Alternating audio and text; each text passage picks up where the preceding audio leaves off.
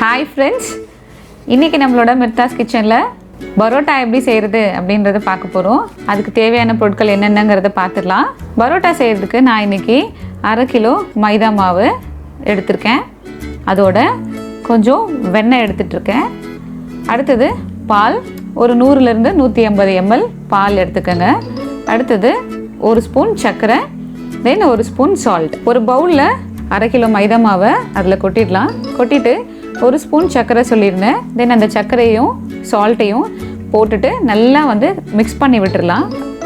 So சால்ட்டை எல்லா இடங்கள்லையும் இருக்கணும், அதனால நல்லா மிக்ஸ் பண்ணி விட்டுருங்க. மிக்ஸ் பண்ணதுக்கப்புறமா நான் சொன்ன மாதிரி 100லேருந்து 150 ml பால் சேர்த்துக்கலாம். பால் சேர்த்துட்டு திரும்பவும் ஒரு வாட்டி நல்லா பிசைஞ்சு விட்டுக்கலாம். ஒரு 1/2 டம்ளர் தண்ணி ஊற்றி மிக்ஸ் பண்ணிவிடுங்க. இந்த பரோட்டாக்கு தேவையான மாவு ரொம்ப சாஃப்டாக இருக்கணும், அதனால் கொஞ்சம் கொஞ்சமாக எண்ணெய் ஊற்றி தென் கொஞ்சம் தண்ணி ஊற்றி தேவையான அளவு நம்ம நல்லா மிக்ஸ் பண்ணி ரொம்ப சாஃப்டாக பிசையணும். மேலே கீழேன்னு சொல்லி எல்லா பக்கத்துலேயும் அந்த எண்ணெய் மிக்ஸ் ஆகிற மாதிரி நல்லா பிசைஞ்சு விட்டுக்கோங்க. ஸோ இந்த மாதிரி நீங்கள் செஞ்சிங்கன்னா உங்களுக்கு இன்னும் ஈஸியாக இருக்கும். அவ்வளோதாங்க, மாவு பிசைஞ்சாச்சு. ஸோ அது நல்லா ஒரு ஷேப் வரா மாதிரி உருண்டை பிடிச்சி வச்சு ஒரு 20 நிமிஷத்துலேருந்து 25 நிமிஷத்துக்கு ஒரு கவர் போட்டு மேலே மூடி வச்சுருங்க.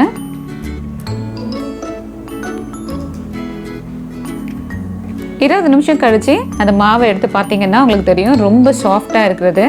அடுத்தது இந்த மாதிரி ஒரு பெருசாக ஒரு ட்ரே எடுத்துக்கோங்க. எடுத்துக்கிட்டு மாவை திரும்ப இன்னொரு வாட்டி நல்லா நீட்டி விட்டிங்கன்னா இன்னும் நல்லா சாஃப்டாகும். ஸோ இந்த மாதிரி நீங்கள் செஞ்சீங்கன்னா உங்களுக்கு ஈக்குவலாக எல்லா பரோட்டாவும் ஒரே மாதிரி சைஸில் இருக்கும். பாருங்கள் எவ்வளோ அழகாக ரவுண்டாக இருக்குன்னு. இன்னொன்று செஞ்சு காட்டுறேன் பாருங்கள்.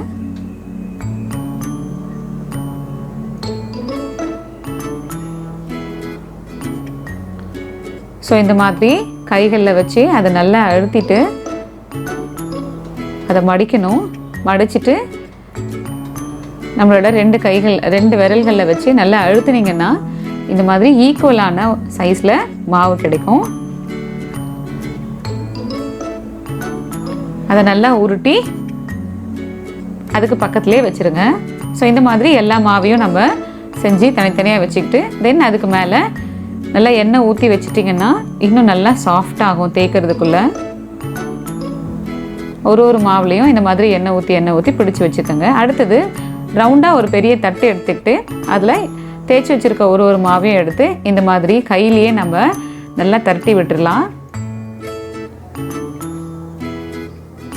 பார்த்திங்களா, நம்ம எதுவுமே யூஸ் பண்ணல, மாவு கட்டை எதுவுமே யூஸ் பண்ணலை, கையிலேயே எவ்வளோ அழகாக ஈக்குவலாக தட்ட முடியுதுன்னு பார்த்தீங்களா.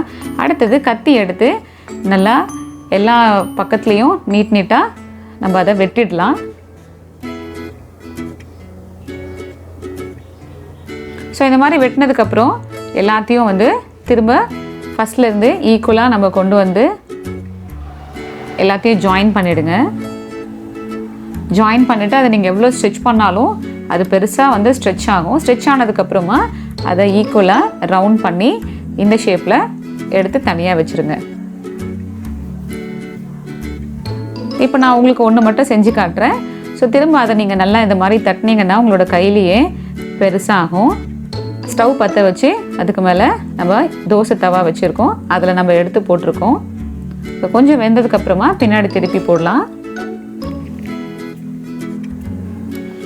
சுற்றி எண்ணெய் விட்டுக்கோங்க.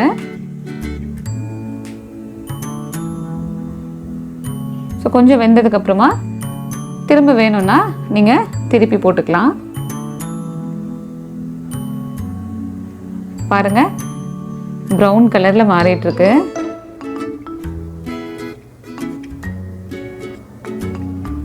ஸோ இதுக்கு நல்லா நீங்கள் எண்ணெய் விட்டு செஞ்சிங்கன்னா ரொம்ப சாஃப்ட் அண்ட் லேயர்டாக வரும்.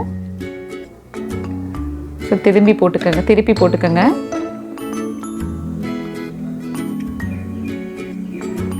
ஸோ 2 பக்கமும் இந்த மாதிரி நல்லா செவந்து வந்ததுக்கப்புறமா அதை தனியாக நம்ம எடுத்து வச்சுக்கலாம்.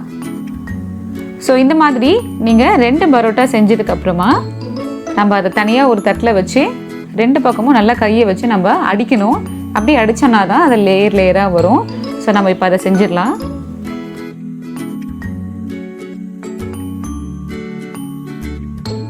பாருங்கள் எவ்வளோ அழகாக லேயராக வந்திருக்கு அப்படின்னு. வாவ், ரொம்ப சூப்பராக இருக்குது. அவ்வளோதாங்க, பரோட்டா ரெடி. ஸோ இந்த வீடியோ உங்களுக்கு பிடிச்சிருந்ததுன்னா உங்கள் ஃப்ரெண்ட்ஸ் அண்ட் ரிலேட்டிவ்ஸ்க்கு ஷேர் பண்ணுங்கள். மறக்காமல் மிர்தாஸ் கிச்சனுக்கு சப்ஸ்கிரைப் பண்ணுங்கள்.